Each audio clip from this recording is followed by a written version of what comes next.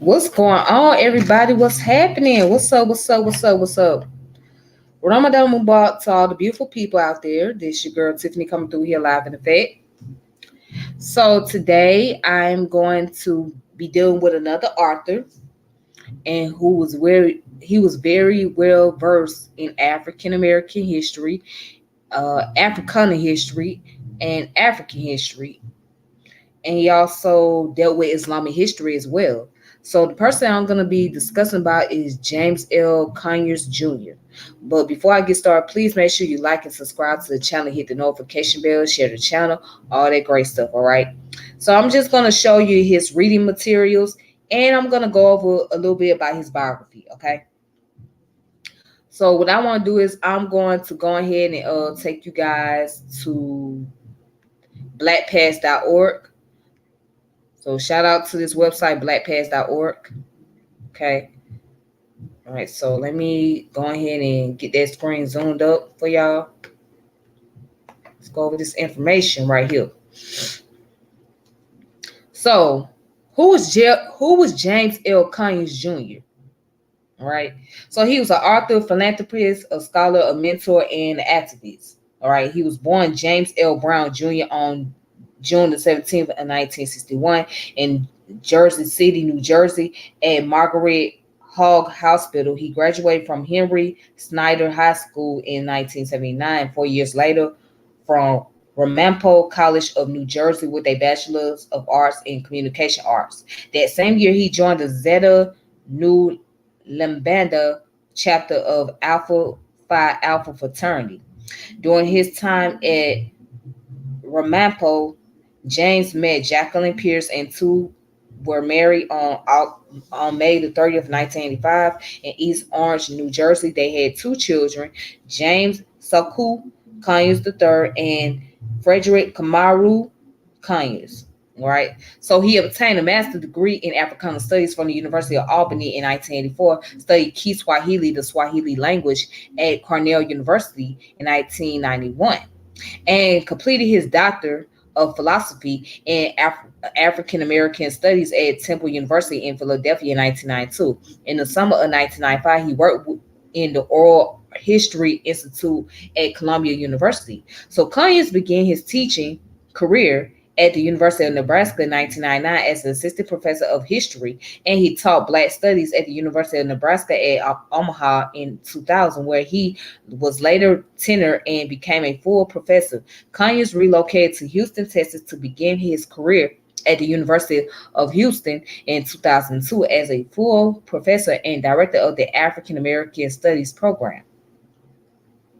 Okay, so it also goes on to say that he wrote or collaborated over 40 books based on his research. And some of the books I will show y'all. So some of these texts include Africana Studies, a disciplinary quest for both theory and method, which was in 1997. Carl G. Woodson and Historical Reader, 1999. Muhammad Ali in Africana Cultural Memory in 2001. And Black Cultures and Race Relation in 2002. From 2003 to 2006, he worked in archival research and oral history with the University of Ghana and the University of Cape Coast in Ghana. That's what's up. So James Conyers was a member of the National Council of Black Studies, okay, and served on the national boards for 22 years. From 2000 to 2007, he served on the boards of trustee for the Ivan Lewis Horowitz Foundation Social Policy at Rutgers University. In addition, he was part of the Association of Black Sociologists for 19 years and the Association for the Study of Afro American Life and History, which was founded by Carter G. Woodson, by the way, for 33 years.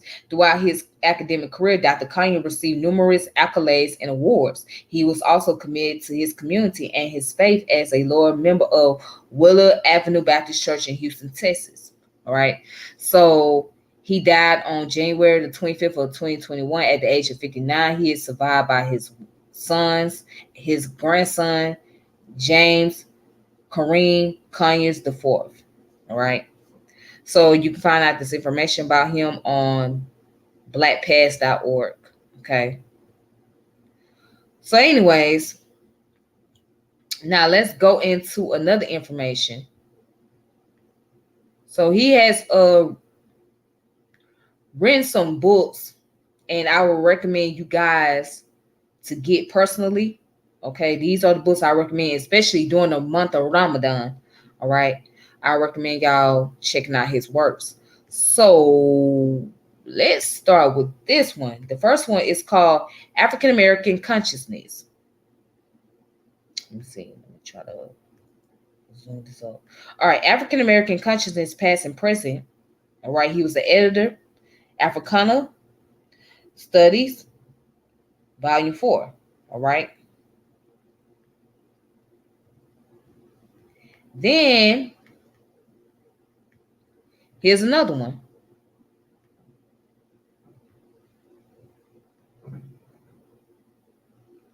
This one is called Africana Islamic Studies, right, which was edited by James L. Conyers Jr. and Abul Patre. Okay, Africana Islamic Studies that deals with, of course, Islam in the African diaspora. Then he has another one. It's called Africana Faith, right? So this one's called Africana Faith, a religious history of African American crusade in Islam, edited by him as well. So what I want to do is I want to share some passages from the book. So the one that I want to share is from the Africana Faith. All right. I've been reading it and it was very interesting to me. So I want to share a passage from that book. Let me go ahead and zoom down. So matter of fact, I'm just gonna leave this up real quick.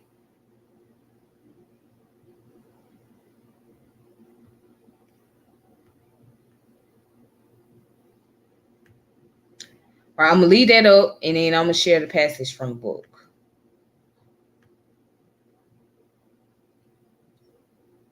So the one that I'm gonna go to, right, is Islam as a Factor in West African Culture. Okay, that was written by George W. Ellis. All right, so let's go into that.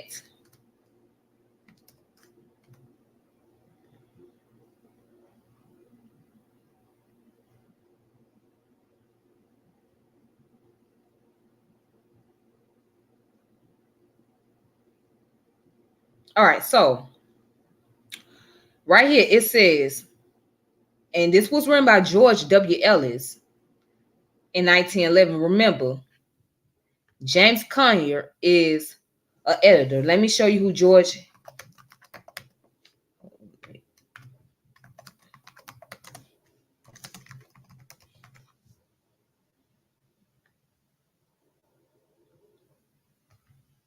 Let me show you who George W. Ellis is.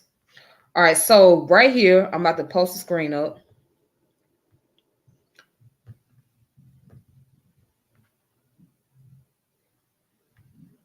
Now, George W. Ellis is this guy. Okay, that's him.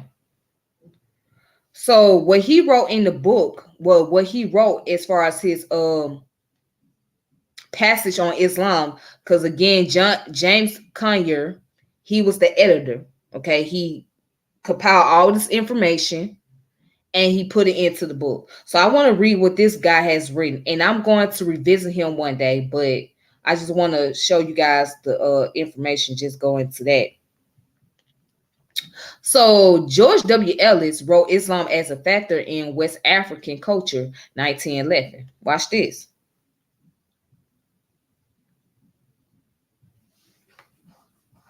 He says, whether we consider Africa in the character and magnitude of its topographical outlines, or in the force and number of its mad and rushing rivers, whether in the nature and wonder of its cataracts that falls and foam, or in the majesty of glory of its mountains, lifting their summits above the clouds, whether in the luxuriant wealth and variety of its flora and fauna, or in the beauty and splendor of its rising setting sun, painting the landscapes in colors, gliding the hillsides with gold, and purpling the skies as they are forming and floating by, or whether in the serious studies of the many sociological and religious problems which affect the character, culture, and destiny of its blended and robust races to the layman as well as to the students. Africa is always fascinating and delightful.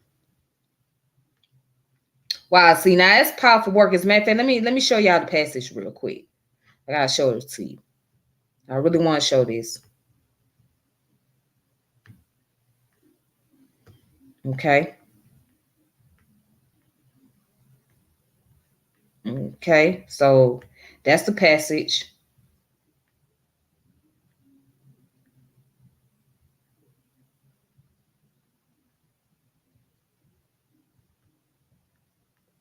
And now going down, let me go ahead and zoom that up. It says the brief origins of Islam in West Africa. The history of Islam in West Africa is more than interesting. The weight of authority seems to be that Islam probably crossed the Sahara about 11th century AD. Although the Tariq, a history of the Western Sudan written in the 17th century by Amir as-Sadari, contains a reference to Price of the Sangha kingdom, who about 1000 AD became a follower of Muhammad sallallahu alaihi wasallam. Upon the authority of Leo Africanus, we believe that many of the African races accepted the tenets of Muhammad sallallahu alaihi wasallam during the reign of the Usif ibn Tashif, the founder of Morocco, as early as 1062 AD. Dr. Broth, a German traveler, ascribes the introduction of Islam into Bornu to the year 1086 during the reign of Hamu, who perhaps died on his way to or from the city of Mecca. Mr. Morel, a noted English authority on West African affairs, is of the opinion that Islam was the region of the Senegal by about the 9th century AD, and pressing eastward reached Gao on the Niger near the opening of the 11th century, and continued in the triumphal march to the great African Negro kingdom of Canaan. Now it says, but whatever way it came from without, and was felt among the blacks of the Niger Bend in the 11th century, and upon such upon such intimate authorities as Morel, Du Bois, Blyden, and other, Islam became an important factor in the religious faith and practice of the finer black races of the continent. It is said that throughout the northern half of Africa, the Quran is sacred book is read from Atlantic to the Red Sea and from the Mediterranean to the Congo. Dr. Blyden, in these words, well lighted its phrase to the English drum beat, described so poetically by Daniel Webster, they keep company with the hours, and from the lofty minarets encircle the globe with the unbroken strain of the mellifluous sounds of Arabia. Allahu Akbar, Allahu Akbar. So Allahu Akbar means God is great. God is great. Okay. So now it goes on to talk about Islamic influence in Arabia. So it says there has been a great deal of discussion as to the character and effects of Islam. Palgrave sums it up in these words: Islam is in itself stationary and was formed thus to remain sturdy like its God, lifeless like its first principle in all that constitute life, for the life is love, participation, and progress, and of these the Quranic deity has none. It justly repudiates all change, all development. To borrow the forcible words of Lord Houghton, the written book is there, the dead man's hand, stiff and motionless, whatever saviors of vitality by that alone convicted of hearsay and defection. All right. So It goes on to say the writer of this passage had in mind the effect and character of Islam in Arabia. It may not be seriously disputed that there is some truth in what he says if his characterization is extended to mankind in general. But when we come to consider Islam and its effect upon the black races, Negro in Africa, we are confronted with a new and different situation. And I am afraid that the description of Palgrave will have to be considerably modified before it harmonized with the actual facts. Wow. So then he goes on to say the controversy over Islam in Africa. Okay. So there's the controversy. It is very much to be regretted that a great and heated controversy over the character and effect of Islam upon the African blacks has tended very much to obscure the truth from many interesting persons who have not had the privilege to study the question on the ground. Thompson, Smith, Reckless, Du Bois, and Blyden are among the recognized leaders of those who take the position that in mental and social culture, Islam has greatly improved the African, while Renan, Noble, and Bursley, Church, and Freeman named quite prominent in the discussion of African religious problems entertain just the opposite view. Those who do those who cannot enjoy the opportunity of investigating the situation personally in Africa will find the truth perhaps divided among the members of and between the two schools to which I have referred in a general way. So the views of most of the writers are weakened by what seems a desire to champion or discredit Christianity or Islam more than to discover and disclose the whole truth without regard to what might be its effect upon religious thought towards Africa and its races. And yet, more and more, one school seems to have a little advantage over the other, so that a hurried review of the controversy in a general way will not only enable one to secure an advantageous viewpoint, but will throw considerable light upon the particular questions under more immediate consideration. All right, so and I'm glad that he brought that up, right? Now, remember, he wrote that passage, that little passage right there that I was reading, that was written by George Ellis, right? So George W. Ellis, let me make sure that's his name correct. Let me make sure.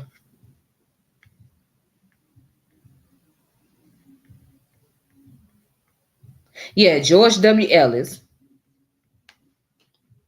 He written that in 1911. This is before the Nation of Islam. This is before Noble Drew Ali came into existence, right, with the Moorish Science Temple of America. This is before anything else. Now, this man was writing about West Africa and Islam. Okay. So what he showed is he sees there is two sides of this. There's the opposing argument and there's the support. And he understands both sides. But what he was mentioning in that passage, and he's correct, that you cannot just be, just to some know, you can't pretty much be biased. You have to look at all facets, and you have to look at that there is different schools of thoughts within Islam. All right. There's different schools, and there's different branches of Islam as well. So when you got those branches, they not going to always think like there's going to be some differences, but there's going to be commonality as well. So when I hear people say things like, oh, Islam is corrupted, it's evil, etc., in some cases they have an argument.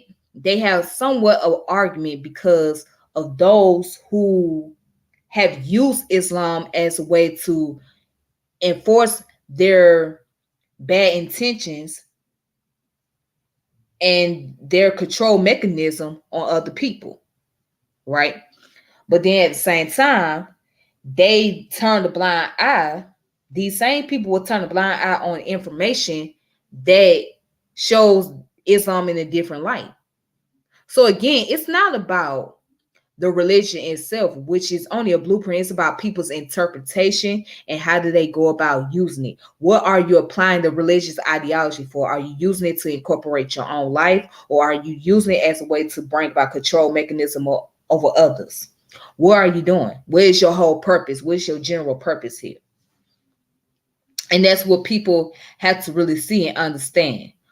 So there are some things I'm going to address once Ramadan is over with, that's regarding to some statements that I've seen people made. But I want to be able to make sure that I can do it when this whole month is over, because I'm currently fasting right now. So I want to be able to come with a better approach to the criticism and to the confirmation bias that I've been seeing. All right. But yeah, people have to really, outside of that, people have to really study. They have to really study, and they have to really read these things for themselves. And as I said before, and I'm going to say this again, if people start looking at religion from an esoteric point of view, right, it would disambiguate all this confusion, and people would not be able to take it so literal, right? There wouldn't be question as to whether does this person exist, that person exists. But if you start understanding the esoteric knowledge or the Gnosticism behind it, then it will be more clear. You'll be able to you'll be able to learn how to deal with the principles, as opposed just dealing with from a literal standpoint. And also, people gotta get into studying astrotheology. So astrotheology is nothing more than a form of esotericism, right? So astrotheology, which deals with the study of stars, worship, you know what I'm saying, deals with the study of worshiping stars, sun, and moon, etc. That's what it deals with, because that was the beginning origin of those ancestors, right? All these Abrahamic religion, all the Abrahamic religion came out of polytheism. Polytheism means that they had more than one gods and one deities, okay? All of them. You talking about Christianity had its beginning, Judaism had its beginning, Islam had its beginning. Okay, so they all came out the school of polytheism. And polytheism is nothing more than dealing with nomenclatures that you use to describe the natural phenomenon. All right, that's all they are, nomenclatures. So just like when people who study Ifa, right? They use the nomenclatures of the different type of orishas, right, which represent the natural phenomenon. So you got Ogun that represent thunder, right? You got what's the other deity that I'm trying to think of? Yamoja. You got Yamoja, right? That represents the water. Uh there's another one that's on top of my mind. And you got Oshun, which I forgot what she represents, but anyways, these different form of deities represents the natural phenomenon, the natural things that take place in the world. So that's how people be able to understand nature and how they connect with nature. So the whole idea is, as far as religion is concerned, it's supposed to connect you with nature, and supposed to be able to supposed to be able to show you how to build a relationship with the natural world, and how to go about dealing with the natural world. Okay, so you're dealing with folk tales, right? You're dealing with mythology. Okay, so it helps you to really be able to understand the symbolism behind nature. So people actually look at the Quran, the Bible, and Torah as a literature, as just just a book. That's all they are. They're literature. They're books. And understand the principles behind them, then it wouldn't be as so much corruption going on. It wouldn't be a concept of people fighting over who God is better than whose, or who deity is better than whose. But that's just all I wanted to say right there. I'm just gonna leave it right there, because I'm going to expound on that more. Okay. Um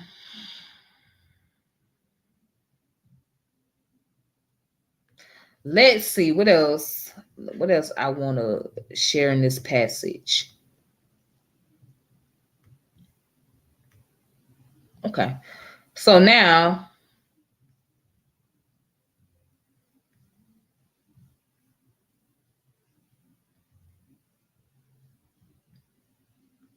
All right, it says Islam as an uplifting force in Africa. So it says, speaking of the Arabian faith upon its entrance into the Sudan, which is the African black belt, Mr. Morrell gives the important testimony of Joseph Thompson. Under the fostering impulse and care of the new religion, these backward regions commenced up an upward progress. Mr. Thompson's testimony cannot be brushed aside without some reason. For about 1884, he visited that portion of the African Black Belt now known as Northern Nigeria, and he has been described by so able and voluminous a writer as noble, entertaining just the opposite view as a scientific observer and the humanist, the noblest of African explorers since Livingstone.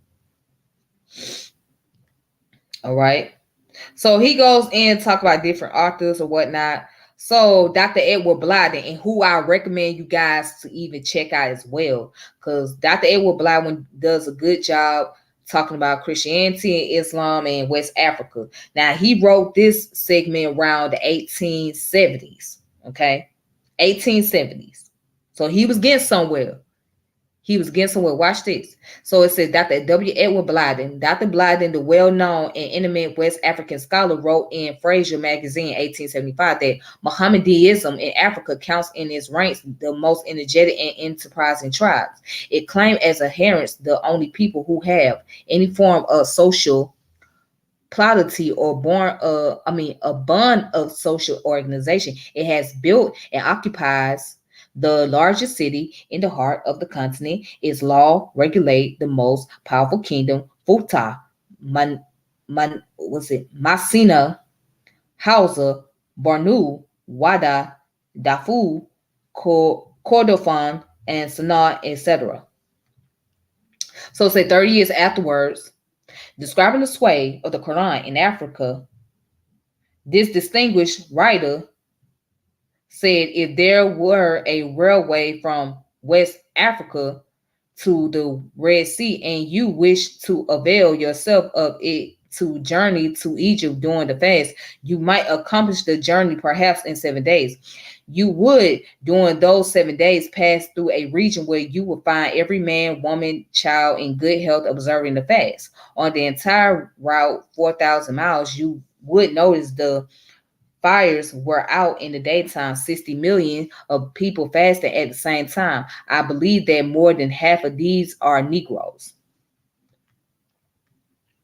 All right. So then he goes on to say more than 30 years ago, Dr. Blyden was not only a scholar, but had enjoyed exceptional advantages for observation and comparison in the United States, the West Indies, South America, Egypt, Syria, West and Central Africa. As director of the Department of Mohammedan Education at Sierra Leone, he has had the most favored opportunities for asserting the influence of Islam upon the African Muslim, and with a scholarship further broadened and enriched with 30 years of study and observation of life and letters in Africa and the world. Dr. Blyden speaks on this question with an authority which must command respect if it cannot secure convention.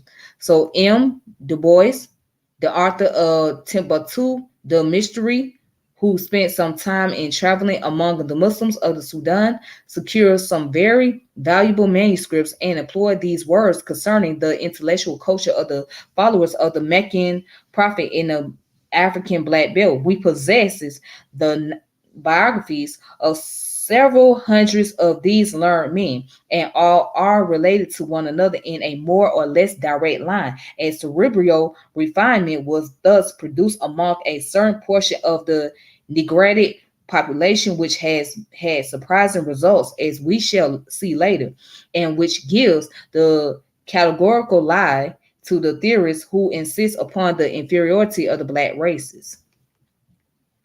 All right, so with that being said, that's all I wanted to share with you guys. And that came from the book of Africana Faith. Let me go to the beginning. The Africana Faith, a religious history of the African American Crusade in Islam, which was edited by James L. Conyers Jr. Okay.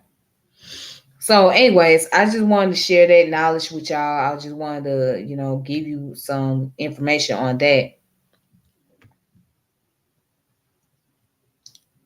So yeah, but Dr. Edward Blyden was ahead of his time. He was ahead of his time because he pretty much studied a lot into West Africa more than anybody else. You talking about in the 1870s. When not too many people was going to West Africa to study history, he was one. I wouldn't say he was one of the first, but he was one of the few that was actually doing that. Now he came from the West Indies and he traveled studying about the West African culture, studying about how they were practicing indigenous culture, Islamic culture, and Christianity.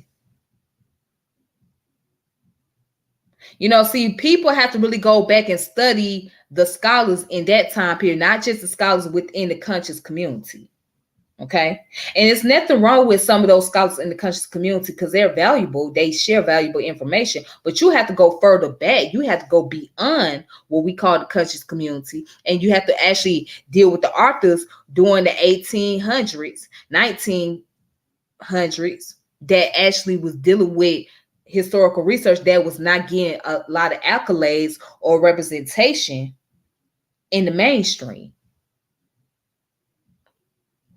You have to really start studying those individuals and see what they were talking about and compare the information from back then to now. Now, a lot of that stuff that Edward Blyden was talking about then is still relevant now. It's still relevant. It's still fresh. Now, to get off subject for a little bit, this is kind of like, well, let me see. The concept of Pan-Africanism was around that time. All right, but Pan-Africanism wasn't as popular as it is in modern time, right? But believe it or not, he was dealing with Pan-Africanism.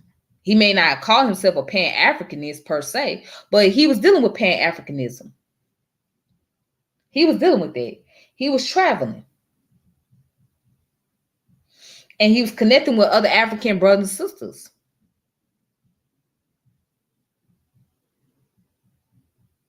So his head was in the right direction. That's why I said he was ahead of his time.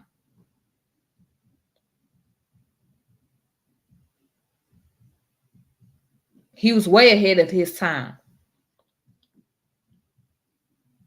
So you cannot sit here and tell me that you have studied scholarship when you really have not really dealt with scholarship. Because if you only deal with the few selected people in a circle, then you ain't dealt with the scholarship. Even the ones that you deal with in that particular circle that you have you really took the time out and actually read the information they wrote? Have you paid closely attention to those information? Have you ever outlined those details or whatnot? Have you ever really just thought about what they were talking about? Did you go back and reread the work of these individuals?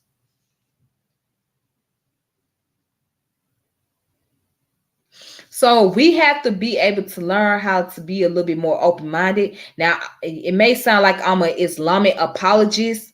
I'm really not an Islamic apologist, but however, I know about the Islamic culture because of my upbringing and me being able to practice this culture.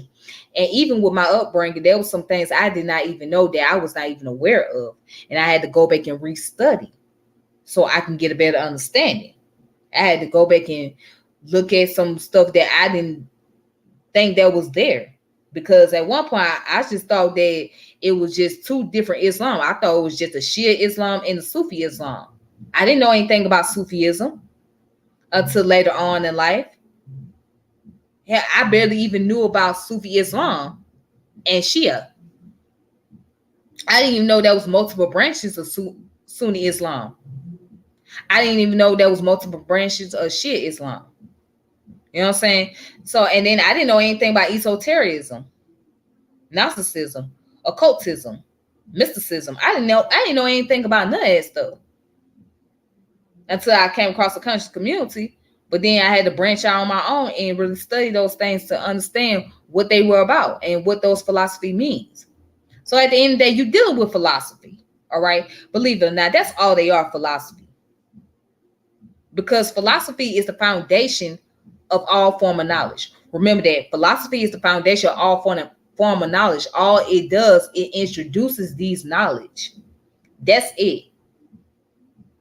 So without philosophy, there would be no schools of thoughts. There wouldn't be no science. There would be no social studies. There would be no politics. There would be no nothing. You got to deal with the philosophy. If anybody tell you that philosophy is not as important, then they're wrong. Without anthropology, there will be none of this as well, because anthropology covers all facets. You talking about biology, you deal with archaeology, linguistics, and most of all, culture.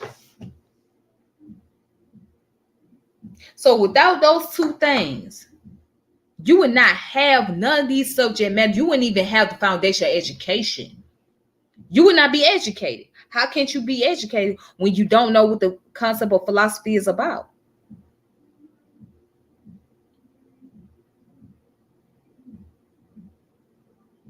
Because at the end of the day, you going back to the philosophical concept, that's all you're dealing with is philosophical beliefs. And when you start to understand philosophical beliefs, then it make more sense. But when you start taking things from a literal standpoint, right, both atheists and those who are very religious extremists, then it becomes a problem. I understand some atheists challenging the consensus of those that are religious, but even the atheist people fall into that trap because they're not thinking outside the box. They're not thinking, oh, it's just philosophical beliefs. They're just caught up on the violence that has been that's been taking place because of these philosophical beliefs that people have. That's what they caught up on.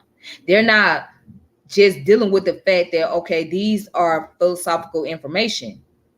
They're not dealing with the psychology, right?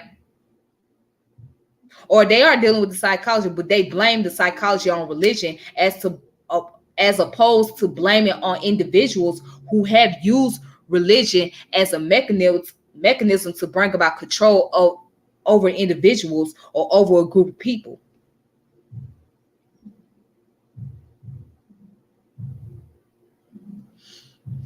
But anyways, that's all I have, and I appreciate everybody for tuning in. For those of you that have tuned in, so until next time, you take it easy on yourself. May peace and power, elevation be to all of you. This your girl Tiffany, and I'm logging off. Peace. Y'all have a good one. All right. Thank you so much. And Ramadan Mubarak. And I hope you guys have a good Ramadan. I hope you guys stay safe. For those of you that are fasting, for my Muslim brothers and sisters out there, I will talk to you all later. All right. So peace.